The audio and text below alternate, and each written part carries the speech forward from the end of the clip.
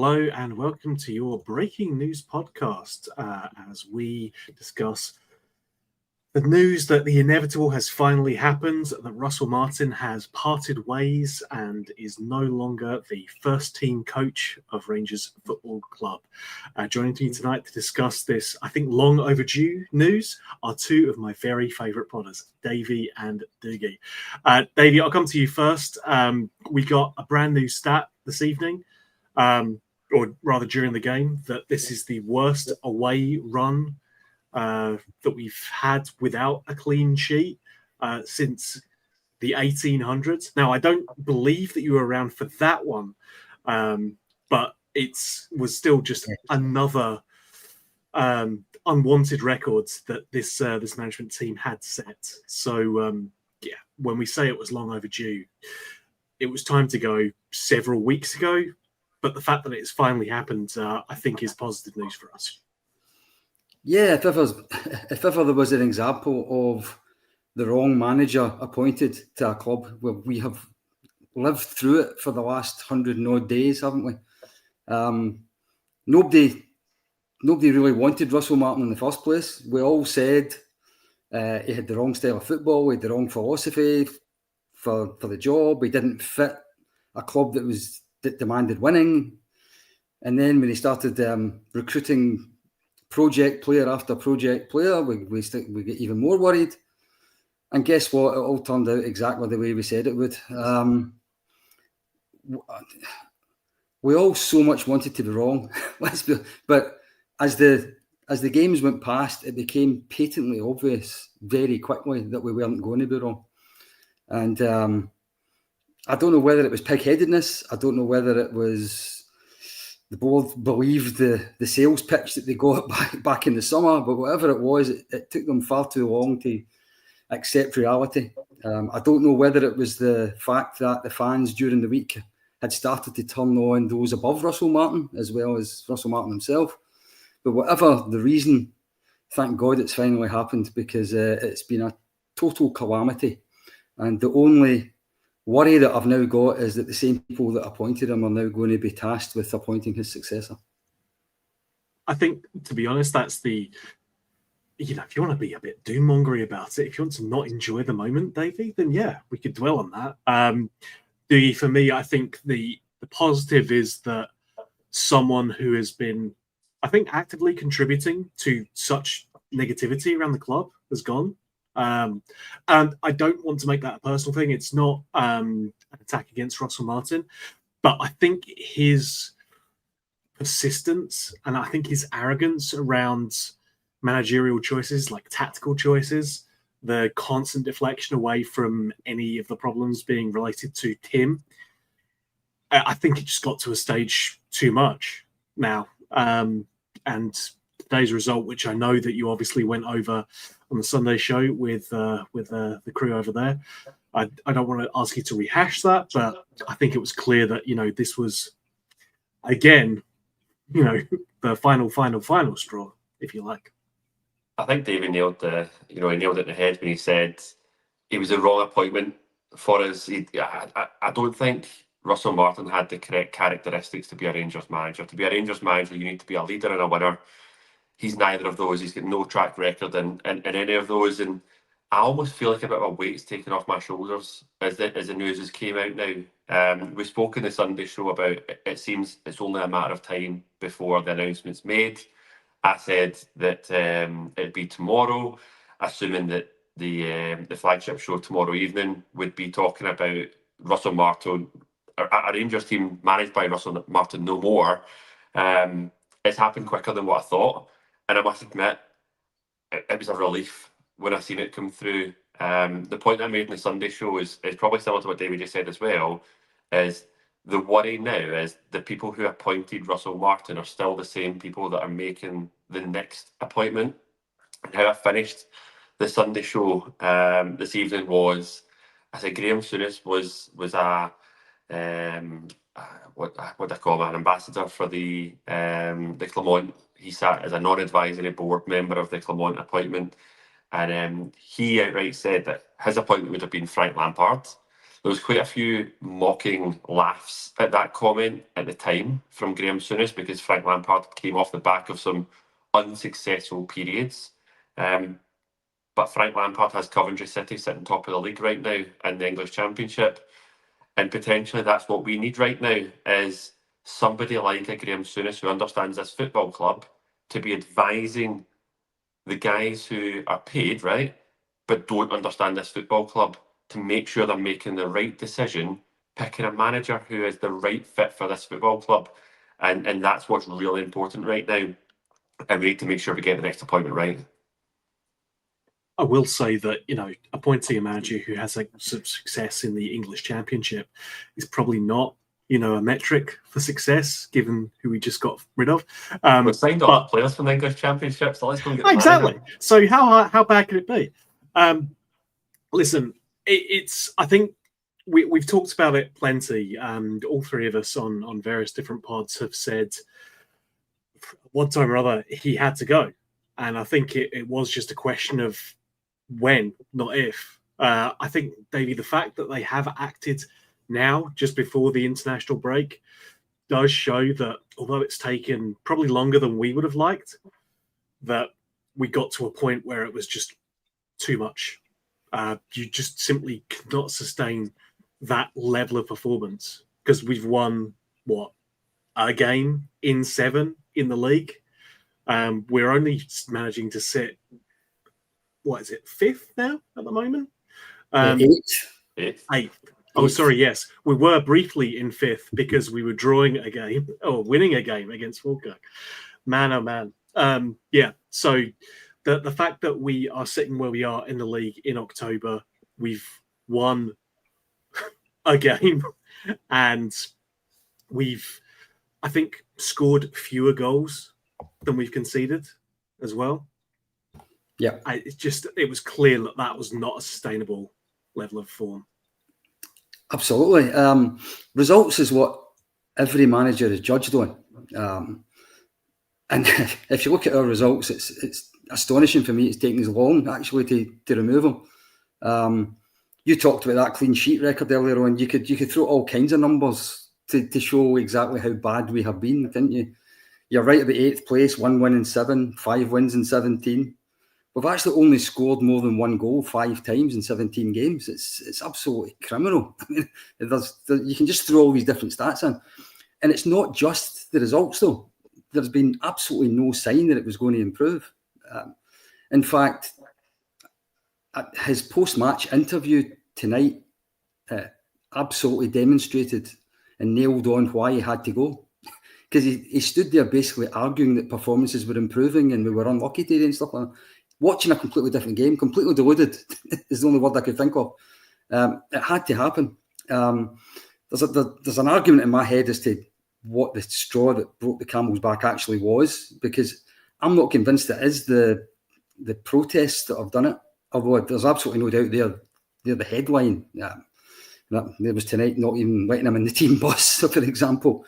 But I think it's probably been more to do with the number of empty seats at games. It's been more to do with the heat now starting to get turned on the sporting director and the chief executive. I think they're the things that probably have pulled the trigger in Russell Martin. There's just no doubt in my head that every game that went on after this would have been another disaster, because there was nothing to say that it was going to get any better. So it had to happen. As I've said already, he was the wrong man right from the start. He had the wrong philosophy. Dougie's absolutely spot on. This is a football club that I think the standards have gone, and I think whoever it is we bring in needs to be a figurehead to bring those standards back. Now that we'll probably go on to talking about who we want to be the manager. But the last time the standards had gone at Ibrox was when Kashinya, then Murty were in charge, and we brought Stephen Gerrard in, and he got it. He absolutely got what was required. If we don't want to take a risk, he's the most obvious name in the world for me. Now, that doesn't mean say I'm saying he's the best man for the job, but if I look at what our club needs right now, it needs a leader. it needs somebody to bring the standards back. It needs somebody that understands the importance of winning. It needs to have somebody that connects to the support again. He ticks every box that there is. The only thing he doesn't tick is that he worked for Everton. And I think he might have supported them as a boy, so that will be close enough for me. Sorry, Dougie, go ahead.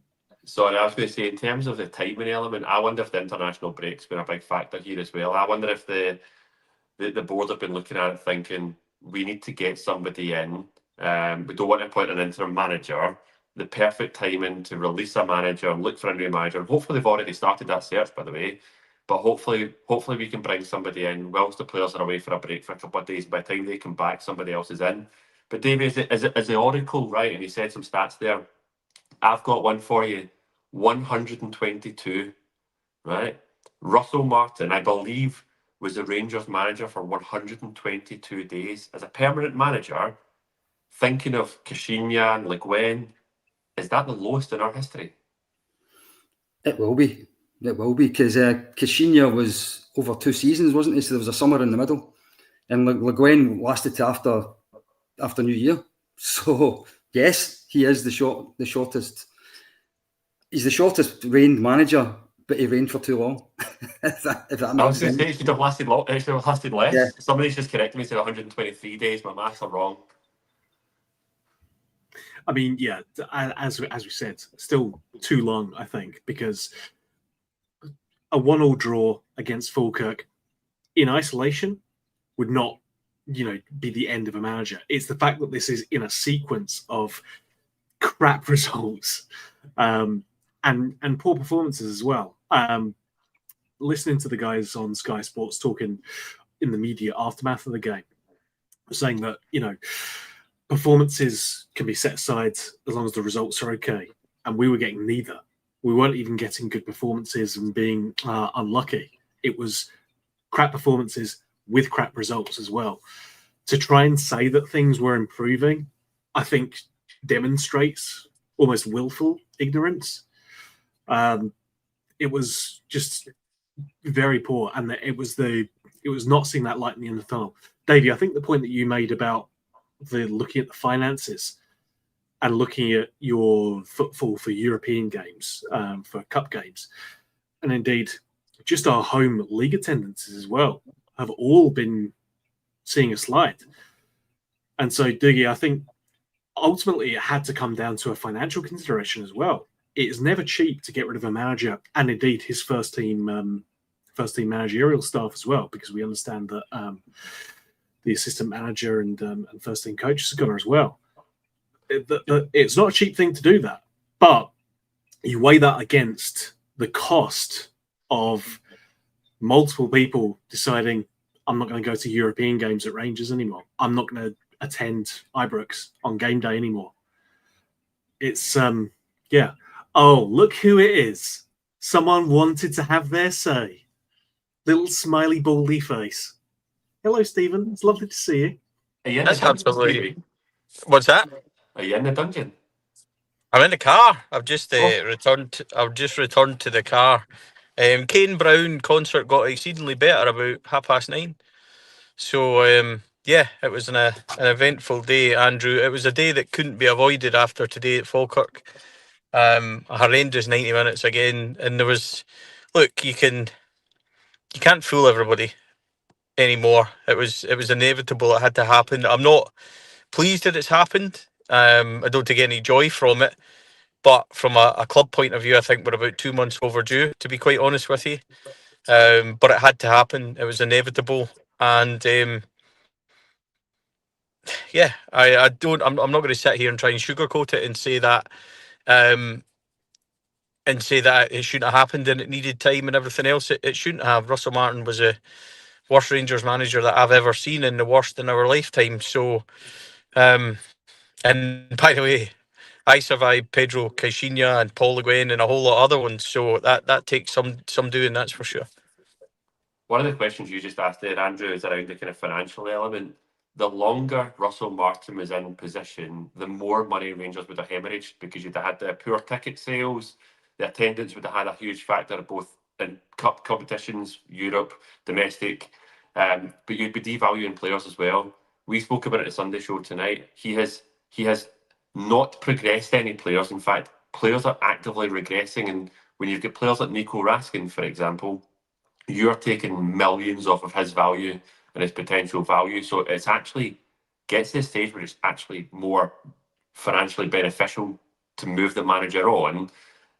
It's now just about picking the next manager, the right manager who can come in and get something out of this season. Because I don't know where your heads are at just now, but Stevie, you and I have spoken about it before in the chat around.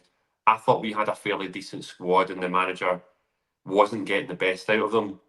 I'm looking at performances like today and changing my mind on that, because the manager can only take the players up to the white lines. It's up to the players to go out and perform, and too many players haven't been performing. But do you think a different manager? I mean, obviously we're sitting 8th in the Scottish Premiership, so the only way is up here, right? But do you think this is a squad capable of competing at the top end of the table? Yeah, but it still needs everything we spoke about in the summer. I think it needs a spine of a team. I don't think that's there. I don't think it has the desired physicality. I don't think it has the.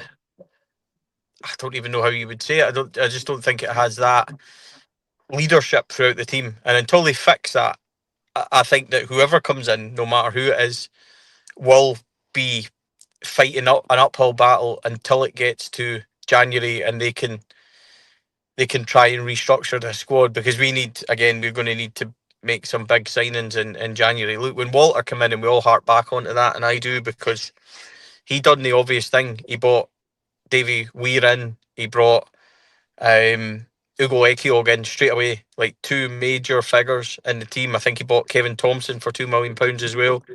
Partnered with him with Barry Ferguson, and they just went, there's the spine of your team. And that it's not obvious. Like, there isn't obvious players out there that you could go and get. But I think it massively needs addressed, that spine of the team, because they are very soft-centred. You've seen it today with the space the boy had to go and run into and then shoot. So, but I will say, Andrew, just and boys, just before I go quickly, Russell Martin going was the right thing to do. And it probably is weeks later than it should have happened. But Kevin Thelwell and Patrick Stewart's position shouldn't be going unmissed here. Yes, he's gone, and it was the right thing to do. Kevin Thelwell just a couple of weeks ago said that he was one of the best young outstanding coaches that he has ever worked with. I don't think we're in a position just to let that slide away as if it never happened. Kevin Thelwell's position should be under severe scrutiny, as is Patrick Stewart's. So yes, they've done the right thing today. Several weeks overdue, but we shouldn't be just saying, well, that's the end of it, because their involvement in it shouldn't be forgotten. And I'm not, as much as I'm pleased for the club tonight that they've done the right thing, I take no joy in the fact that once again they put in an appointment at this football club that's way, way below standards. There's only two places that we go now, and one of them's very obvious, and one of them held shiny things just a few years ago. So Rangers need a man of stature in there. This isn't a project. We are not a football club for projects and project players, because that takes you exactly where we are now, right now. Go and get the right man to do the job, and go and get it done as quickly as possible. No 7 interviews, no farting around, no taking months to get this done. Go and get it done immediately. And we'll have plenty of coverage of that coming up. But I just wanted to pop on, have a wee say, and then pop off, gentlemen. Kane Brown was quite good. As I said, it got a lot better around 9:30 when that news started coming through. I mean, thank you for joining us, Stevie. Always a pleasure, as ever. As you know, always. you may as well turn up for a bit before you go off on your holidays and leave us.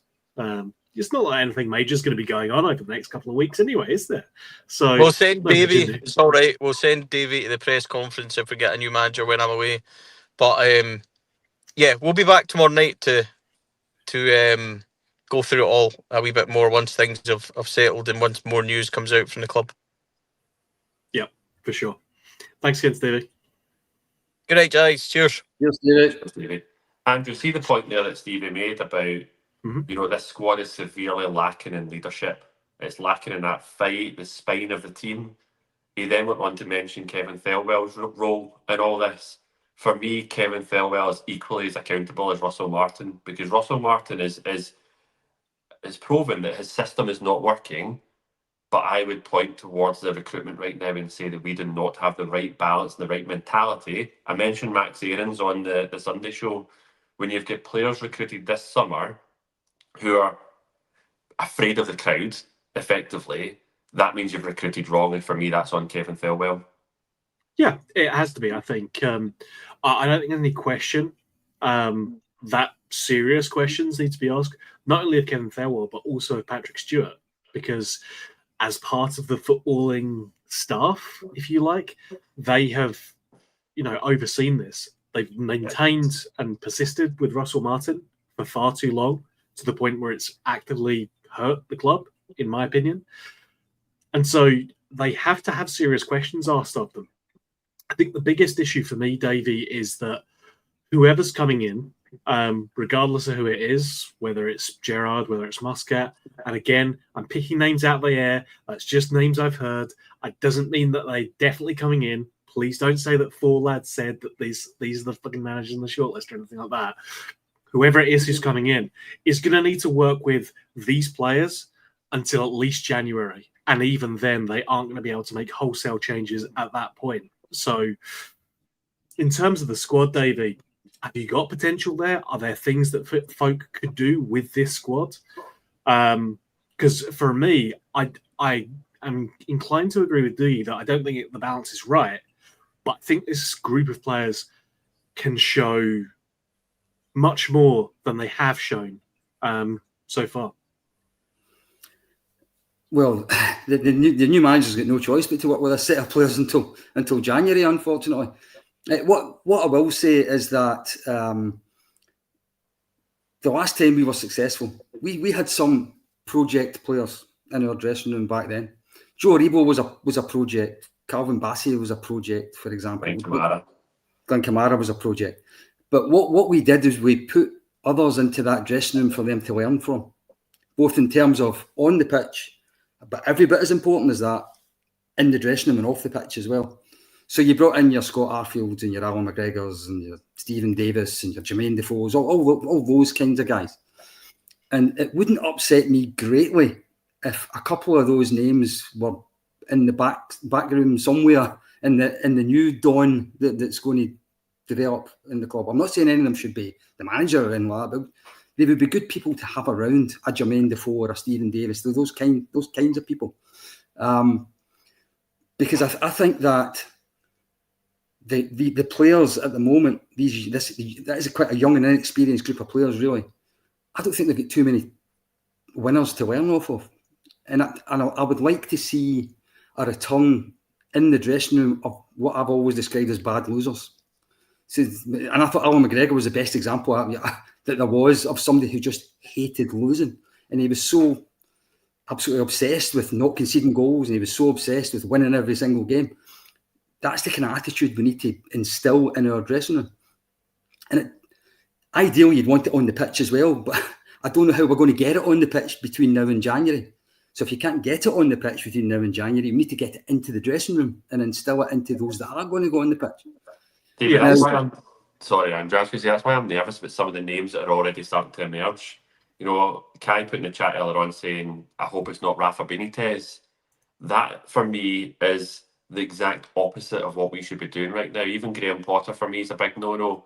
I don't want another Plan A manager that Plan B is to do Plan A better, that his system's the only system, somebody who's there as a coach. I want a leader. I want a winner. And to Stevie's point, that's, you know, I've got my reservations about talk of Gerrard coming back, but that's the big box that Steven Gerrard ticks, as he walks in instantly with that mindset. And your point's absolutely bang on, Davey. Somebody who comes in with that mindset in charge of the football club, that quickly rubs off on those around them, and it needs to rub off on the players. I think one other thing I would say, Andrew, is that the talk of Thelwell is absolutely correct, okay? But I can't see him going yet. I don't think he'll go yet. I think what's happened with him is that he's now, if you like, he's got this one strike against his name as far as the owners are concerned, and he's got to get it right this time. Mm-hmm. I think they'll allow him this one mistake because I think the whole club bought into this mistake. Oh, The fact you that these can't- guys you are still can't get it making wrong, Dave. appointments. Kevin Thelwell's obviously recruited his son in charge of the recruitment, and Patrick Stewart's appointed or had a huge say in bringing in the new COO. So the fact that we are still making off-field decisions in recruitment like that suggests that these guys are not going anywhere, rightly or wrongly. Agreed. Yeah. Agreed. I think the concern for me, Thelwell, I think I agree that he is probably on his first strike.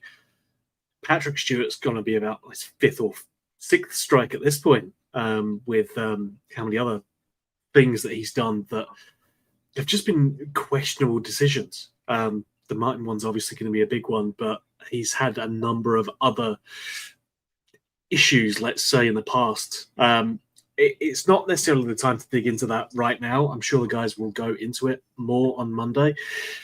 But for me, I think what you're looking for the next manager is, and I hate to use this word because it was used so much as a byword for excuses, a different mentality.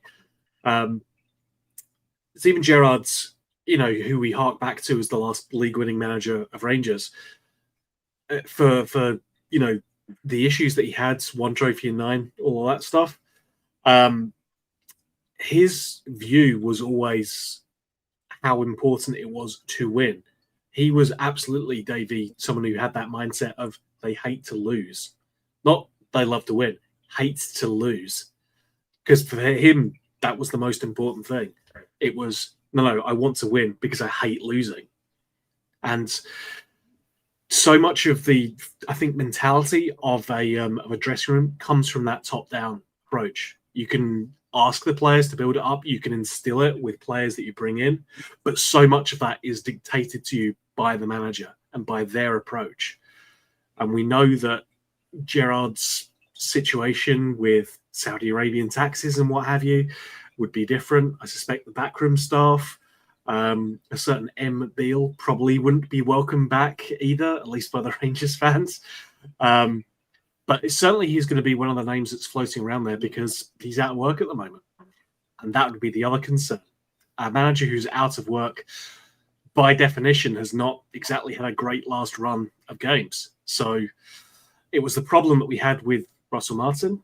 It would be a problem that we had with Steven Gerrard as well, because he's not been successful anywhere else. Whether it's just down to he vibes better with Rangers than he does anywhere else, that's a question to be asked. Well, I think when you talk about Gerrard, he absolutely failed at Aston Villa. But I would counter that by saying, when did Aston Villa last win anything? If you want to talk about winning things, when did they last win anything? So, in saying that, Emery came in and made them much better. So he did fail. But what I was actually going to say was one of the biggest reasons for me is about getting a winner in as our manager. And I think that's another thing. It's a manager. This whole philosophy about recruitment models and head coaches and things, I think that needs to get thoroughly re-examined, because I don't think that suits a club like ours. But what I was going to say about above the manager or above the head coach, we have got no one who has been at a club that won things.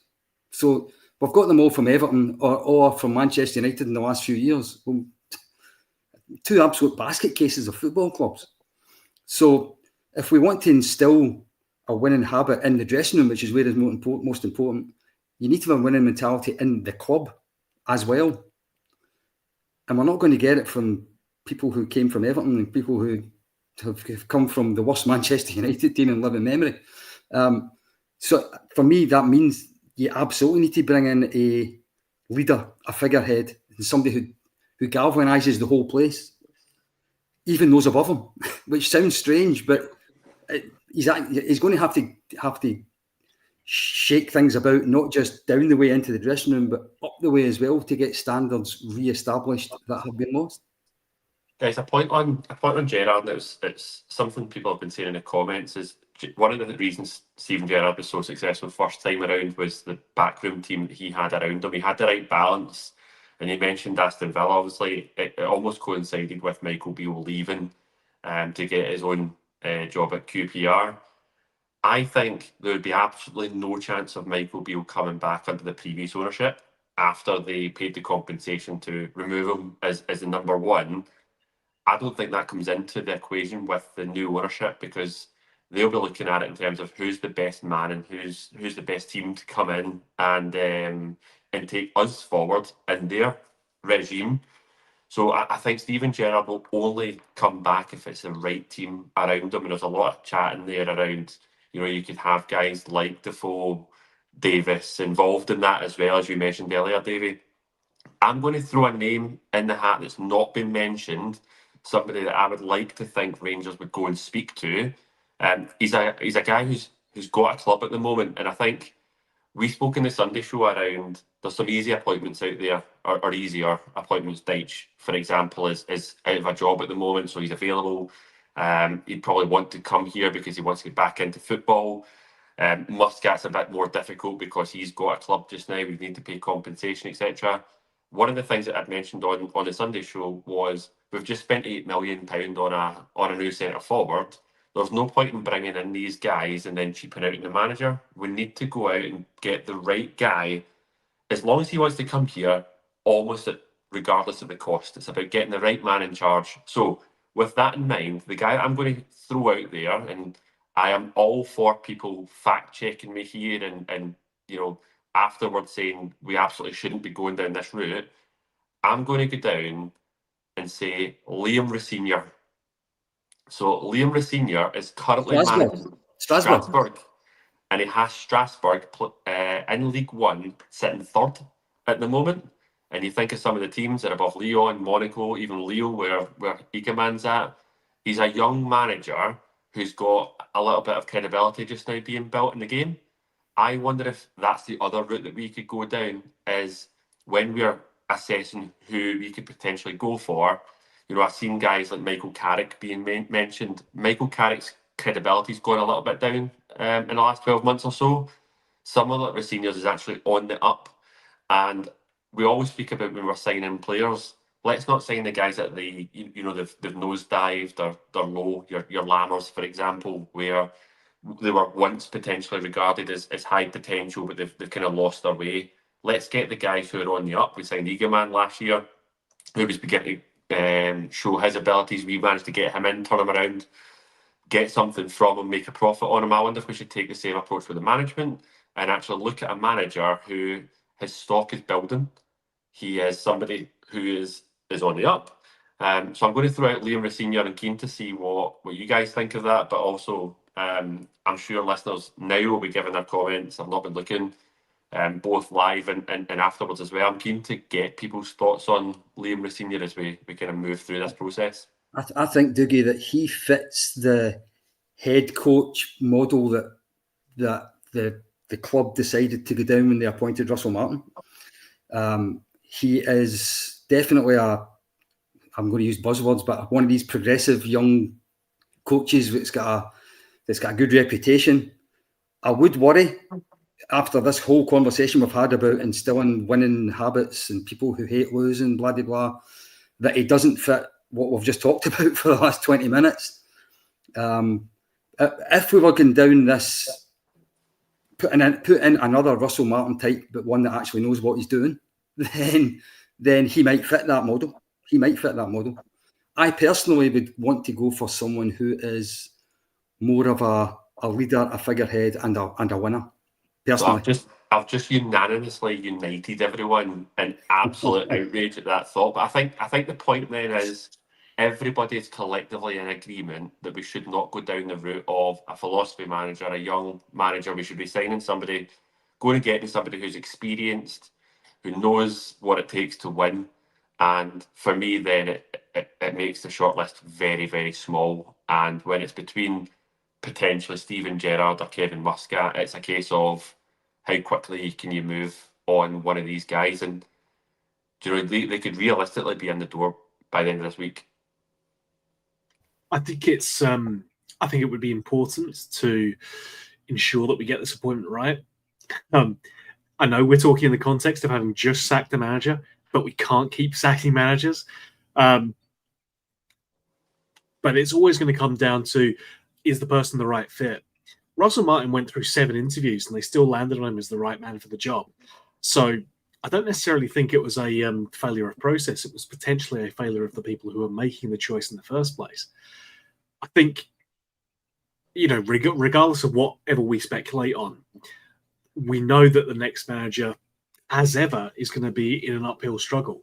But I think, as we've said before, anyone who comes in who can demonstrate that they can get results, that they can find ways to win, and that they don't resort back to buzzwords and cliches to explain away why they couldn't find a way to beat, for instance, Falkirk, then they will be in a better position than the previous incumbent. Andrew, I spoke in the Sunday show about at some point we need to break the cycle. We can't keep hiring and firing, right? I seen somebody in the comments earlier on saying we must be paying an absolute fortune on wages for managers that are no longer here, right? And Russell Martin will become the next benefactor of that. At some point, we need to stick with someone. But the point you've just made there about being able to beat Falkirk, we were lucky to beat Falkirk today. Actually, Falkirk were very deserving of the point and potentially should have won the 3. We were lucky to beat Livy. A lot of the games that we have got something from this season, we've been lucky. Mm-hmm. And that goes back to the point earlier on around we wanted to back Russell Martin, but we had to see something that we bought into that then says, right, there is progress. Let's give him the time. And it ultimately got to the point, I was on the phone with my dad after the Sunday show, and it got to the point of there's almost a moment, isn't there, in every manager when you say enough is enough. For Clermont, Queen's Park for many was enough. Then we dropped points against St Mirren. For Michael Beale, it was the Aberdeen game. You can go back. There's always moments where you say, right, enough is enough. And I think for many today was that final straw. So, yeah, I think we need to try and recruit somebody, but we need to back them. And that's easier said than done because we've just got rid of a manager after 123 days, and some people will point fingers. Rob mentioned on the pod earlier on tonight that Leverkusen gave Erik ten Hag 2 games. They knew it was the wrong appointment, so they got rid of him straight away. I'm all for that with guys like Russell Martin because it was always the wrong. I never seen it with him. I called it after day 1 when I watched the team. I never seen how that philosophy was going to work in Scottish football. We need to get the next appointment right, but I think collectively we all need to get behind it and recognise that it might take time and we need to break the cycle. But it comes with the massive caveat that it needs to be the right appointment. We couldn't give Russell Martin any more time to break the cycle and just have him there because we've sacked other managers too quickly. So really important we get the right guy in, but we need to be patient. It's not we're not going to turn it around instantly.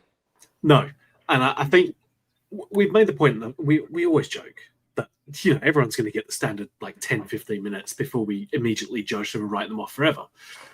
But Rangers fans will give you time if you can show something.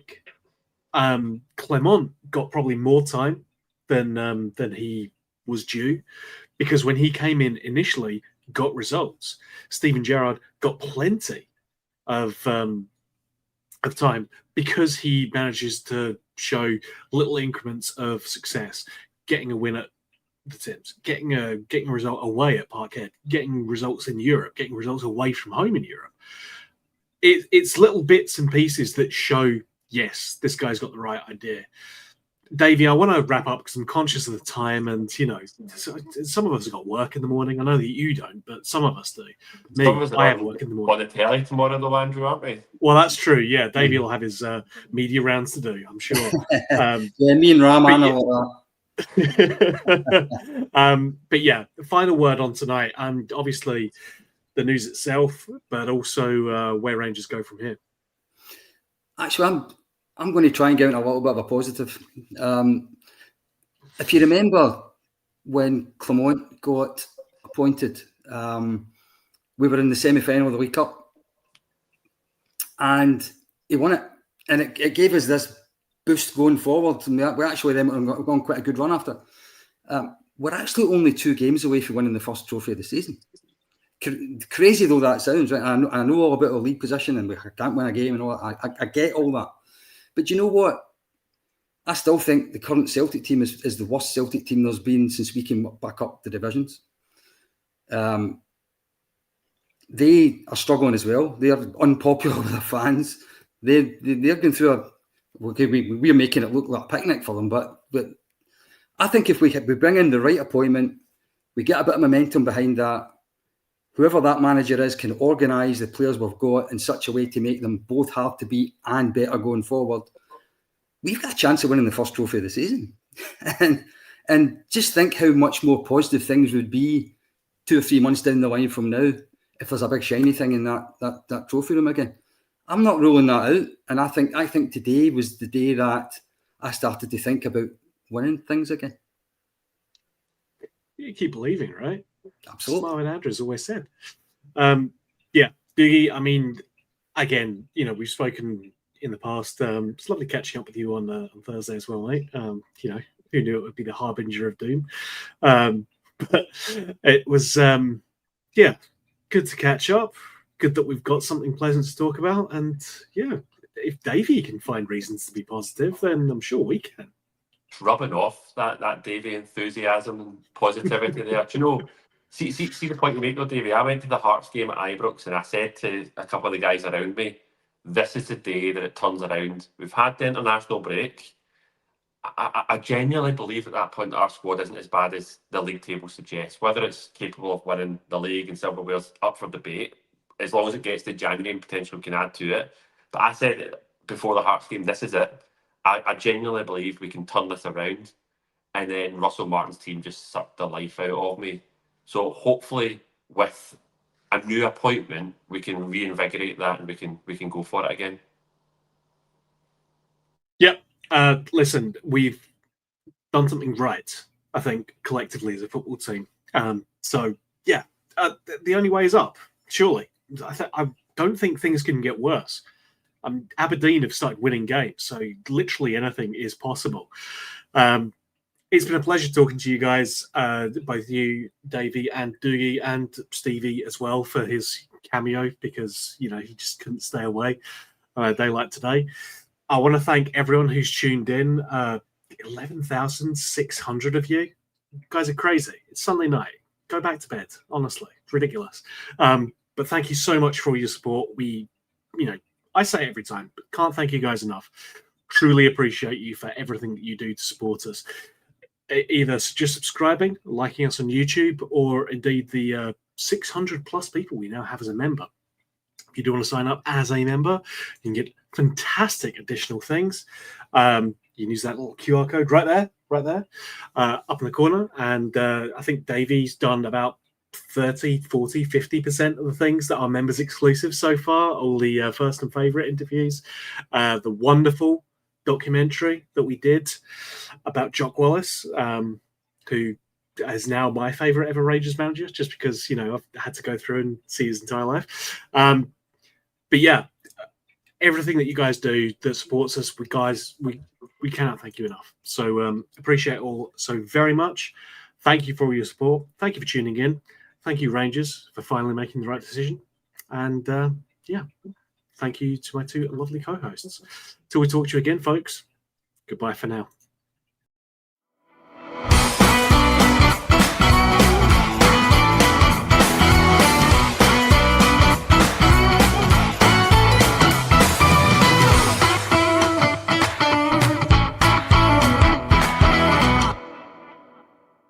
The Four Lads podcast is sponsored by Rhino Express, Clydeview Joinery, Athol Industrial Solutions Limited, and CSD Air Conditioning, in partnership with Black Rooster and Art of Gold.